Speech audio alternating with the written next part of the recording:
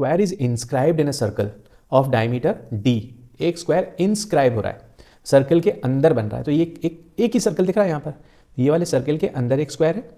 Another square is circumscribing the circle. Okay, तो circle की जो डायमीटर है वो d है, सर्कल की डायमीटर d है। ओके, आपको पूछा क्या है, is the area of outer square 4 times the area of inner square. ये जो बाहर वाला जो एरिया ऑफ स्क्वायर है, एरिया ऑफ आउटर स्क्वायर, क्या ये 4 times area of inner square है? ये हमें पूछा है, क्वेश्चन में पूछा है या नहीं, ट्रू फॉल्स का क्वेश्चन है।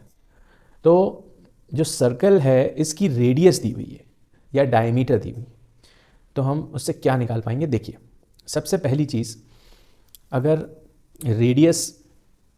डायमीटर अगर दिया है तो डायमीटर हम कैसे बोल सकते हैं?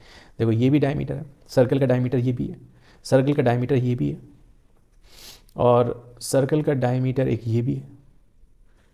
ठीक है, ये सर्कल का सेंटर पॉइंट हो गया। अब ये तो सब डायमीटर ही है, ये तीनों लाइन जो मैंने बनाई। इसमें से आप ए बी के बारे में थोड़ा सोचें। ये ए बी क्या है? ये तो बड़े वाले स्क्वायर का साइड भी हुआ। ये ए बी जो सर्कल का डायमीटर है, लेकिन ये बड़े वाले स्क्वायर के लिए साइड का काम कर रहा है। तो बड़े वाले आउटर स्क्वायर का साइड तो हमें पता चल गया। तो एरिया ऑफ आउटर स्क्वायर तो हम बहुत आसानी से निकाल पाएंगे, साइड स्क्वायर फॉर्मूला ही होता है। हो गया। अब इनर स्क्वायर के बारे में थोड़ा सोचते हैं, उसके लिए हम इसको मिटा देते हैं। पहले ये हमने मिटा दिया।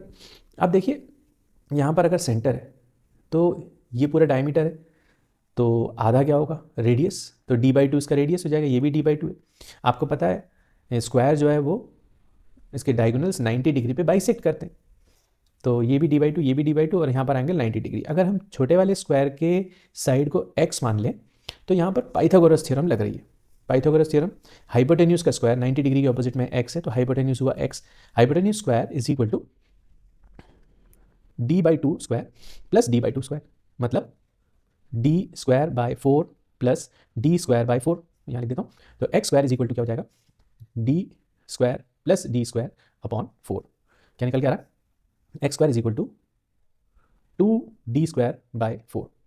तो ये 2 और ये 4 कैंसिल हो जाएगा, क्रॉस मल्टीप्लाई अगर करेंगे तो हमारे पास आंसर आएगा 2x² is equal to d²। Now what is x? x is the side of the inner square. तो ये आ रहा है 2 into area of inner square, LHS वाला पार्ट, और RHS वाला पार्ट क्या आ रहा है? d²। और d² मतलब क्या है? Area of outer square. तो एरिया ऑफ आउटर स्क्वायर कितना आ रहा है? 2 times area of inner square. लेकिन उन्होंने क्या पूछा था कि area of outer square 4 times area of inner square है या नहीं?